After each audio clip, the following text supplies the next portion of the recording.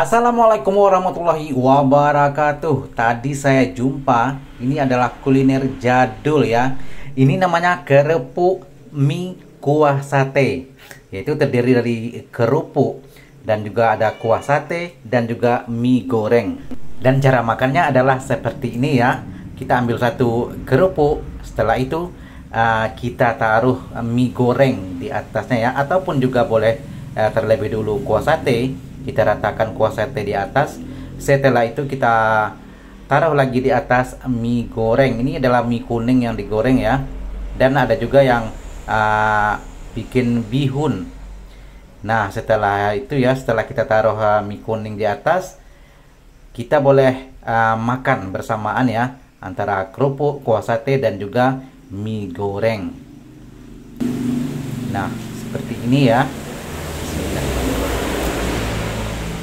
Nah rasanya kriuk-kriuk dan juga ada rasa sedikit pedas ya, karena kuah sate, dan juga ada rasa mie goreng, dan semuanya ya sudah bercampur dan memang sabana lama.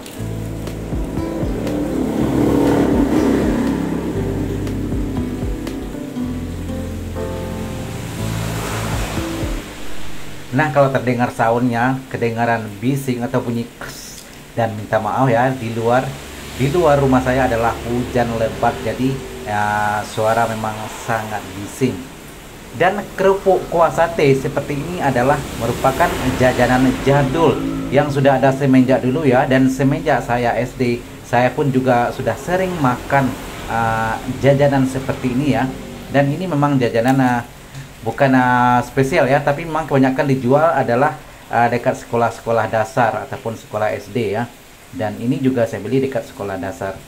Nah rasanya memang sabana lama. Dan ini ya juga boleh berbagai macam cara penyajian ya. Boleh juga dicocol seperti ya sekarang ini ya. Saya akan coba kerupuk setelah kita potong-potong sedikit ya, dan kita cocol dengan kuah sate seperti ini. Dan ini ada juga cara yang biasanya saya lakukan dulu ya, sewaktu kecil-kecil, sewaktu saya masih di sekolah rendah atau sekolah dasar ya. Nah seperti ini juga contohnya. Dan ini juga ada kriuk-kriuk dari kerupuk ya, dan dicampur dengan kuah sate. Memang rasanya ada sensasi tersendiri.